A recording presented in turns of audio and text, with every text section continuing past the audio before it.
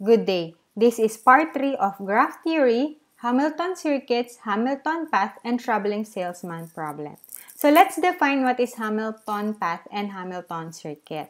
Given a connected graph G, a Hamilton circuit is a circuit that passes through every vertex exactly once. A Hamilton path is a path that passes through each vertex exactly once. So, yung difference ng Hamilton sa Euler, si Euler, ang kailangan mong daanan exactly once ay yung mga edges. So, kailangan lahat ng edge madaanan. Itong Hamilton naman, sa Hamilton, bawat vertex lang kailangan madaanan. So, not necessarily kailangan nating daanan yung mga edges. Ang goal lang natin, madaanan lahat ng vertices exactly once.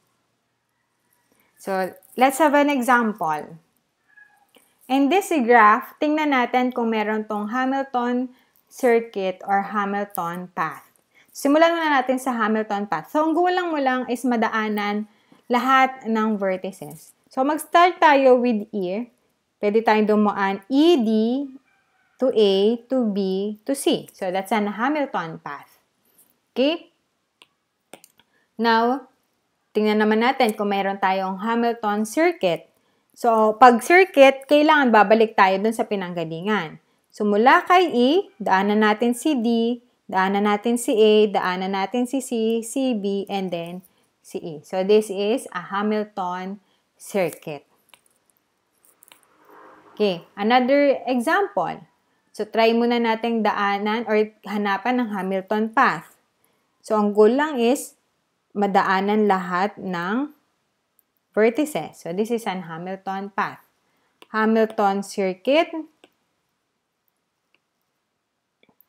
So, kailangan ko sa nag-start, doon ka rin babalik. So, this is a Hamilton circuit. Okay. How about this graph? Meron ba tong Hamilton path? So, try natin. Mula kay B, pwede natin tong daanan. So, that is an Hamilton path. The question is, may Hamilton circuit ba ito? So, itong part na to, itong graph na to, wala siyang Hamilton circuit. Kasi kahit anong gawin natin, dadaanan natin si A ng twice. So, for example, dumaan tayo dito. Babalik at babalik tayo dito. Okay? Kaya, hindi tayo makakakita ng Hamilton circuit. Next, itong graph na ito. So, ito, wala tong Hamilton path, wala rin tong Hamilton circuit. Okay? Now, a complete graph, a graph Kn with n vertices is said to be a complete graph if every vertex is adjacent to the other n-1 vertices. So, naka-encounter na tayo ng complete graph actually dun sa first video, yung pangalawang graph.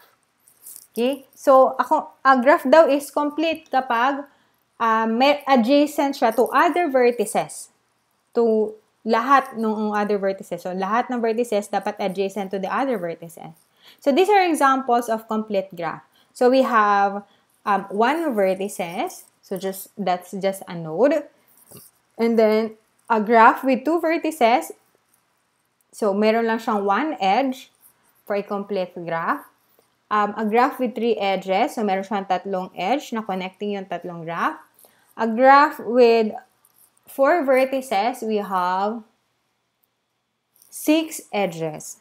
Okay? So, for each vertex, dapat connect niya, adjacent siya sa lahat.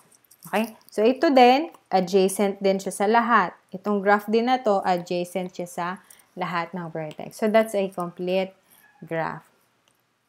So, now what's a weighted graph? A weighted graph is a graph whose edges have assigned numbers. So, such numbers are called weights. Common weights are time, distance, and cost.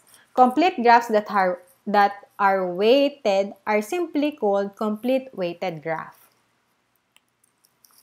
So, the traveling salesman problem, suppose that a salesman has to visit each of a number of cities exactly once before returning to his starting point. What is the shortest available route through the cities? So, remark, given a complete weighted graph, the traveling salesman problem ask for the circuit of minimum total weight in a graph that visit each vertex exactly once and return to its starting point. The optimal solution for a traveling salesman problem is actually a Hamilton circuit for a complete weighted graph for which the sum of the weights of the edges traversed is the smallest possible number. So consider this complete weighted graph. So the vertices represents 5 destinations and the weights represent the cost of reaching one destination from another destination. Starting at any destination, what is the optimal solution so that all destination will be reached exactly once and return to its starting position? So ang goal lang natin, makahanap tayo ng Hamilton circuit na kung saan yung bawat dadaan ng edge, siya yung may pinaka maliit na sum. Okay? So, meron tayong tatlong method to determine a solution for a traveling salesman problem. Number 1 is the brute force method. Second one is nearest neighborhood method. And last is the cheapest link algorithm. So, for the brute force method, you just have to draw a complete weighted graph of the problem, list all the possible Hamilton circuits, and then find the sum of weights of the edges for each circuit. So, the circuit with the smallest sum is the optimal solution. So, in this complete weighted graph, all possible Hamilton circuits are shown on the table. So, yung sum nan, i-add mo lang lahat ng weight. So, kung sino may pinakamaliit, siya yung optimal solution. So, in this case, yung Hamilton circuit na A, B, C, D, E, and A, ito yun. Siya yung optimal solution. Siya yung may pinakamababang cost. Okay? Now, ano naman yung nearest neighborhood method? So, sa nearest neighborhood method, it is an approximate solution. So, yung makukuha nating sagot dito or solution is just an approximation of the brute force method. So, si brute force pa rin yung pinaka maganda compare dito. Pero ito kasi, hindi mo kailangang i-list down all the possible Hamiltonian circuit. So, number 1, draw a complete weighted graph for the problem. Starting at the designated graph, pick the edge with the smallest weight and move to the second vertex.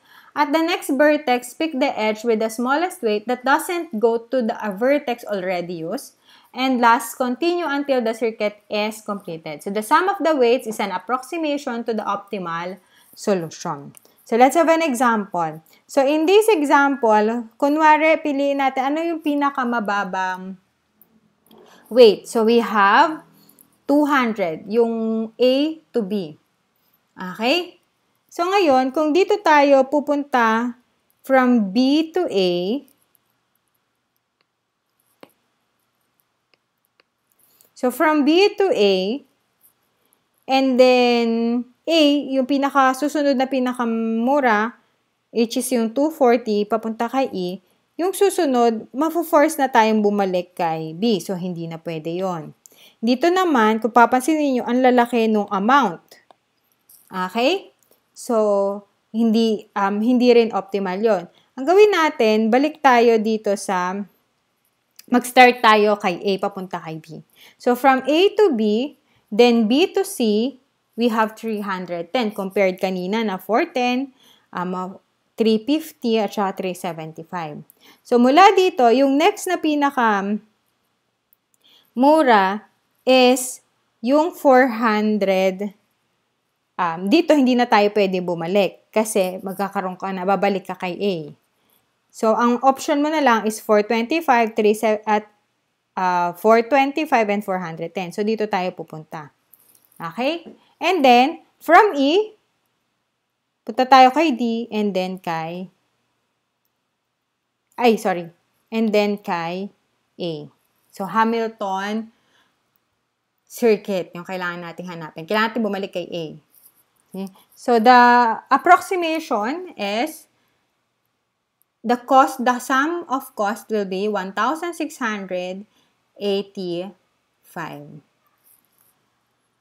Okay?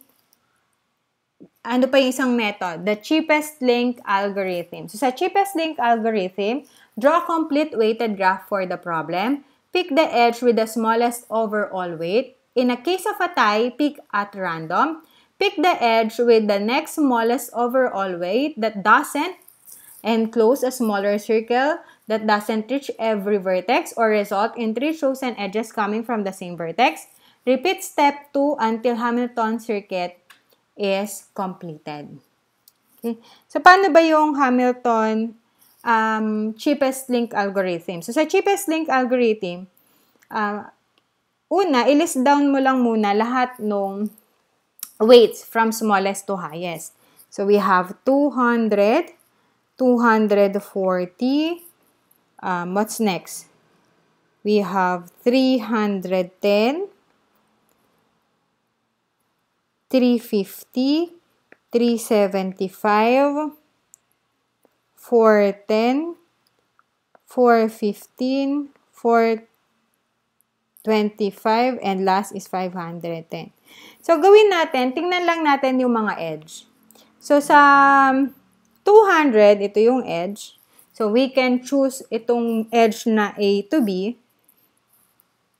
Kasi siya yung pinaka-smallest. Then, what's the next smallest? We have 240. Okay? So, pwede natin siyang piliin kasi hindi tayo nagpo-form ng circuit prematurely. So, ang goal kasi natin makagawa tayo ng circuit na kung saan dapat bawat edges madadaanan. Okay? Next, yung 310. Tingnan natin yung 310. So, ito, 310. So, okay lang din na piliin natin si 310 kasi hindi tayo nakaka-form ng circuit. Next, 350. Asan yung 350? So, itong edge na to, hindi natin to siya pwedeng piliin. So, ako siya lang ginagawa natin, pinupuntahan muna natin bawat smallest na edge. Iniisa-isa natin. So, as long as hindi ka nakaka-form ng circuit prematurely, ibig sabihin, hindi mo pa madadaanan lahat ng vertices, hindi siya pwede. So, in this case, hindi pwede yung 350. Okay? So, X na tong 350. So, pwede tayo 200, 240, 310. Si 375. So, since si 375, hindi pa tayo nakakabuo ng edge and a circuit prematurely, then pwede natin gamitin si 375. Okay? Next, si 410. Asan si 410? Si 410, ito siya. Okay? So, hindi natin ito pwede gamitin kasi nagkaroon na tayo ng circuit paikot sa E, C, B, at A. Okay? So, hindi pwede si 410. Si 415. Asan si 415? Si 415, ito, hindi rin siya pwede kasi may circuit na mabubuo. Okay? So, pagka may circuit na mabubuo, hindi tayo makaka-form ng Hamilton circuit kasi kailangan hindi mo dadaanan twice yung mga edges. Okay? So, hindi na pwede itong 410, 415, yung 425. Ayan. So, itong 425, nadaanan na natin lahat ng cheapest na edge in a way na hindi tayo bumubuo ng circuit na prematurely. So, the optimal or the optimal solution using cheapest link algorithm will have a cost of 1,550 units.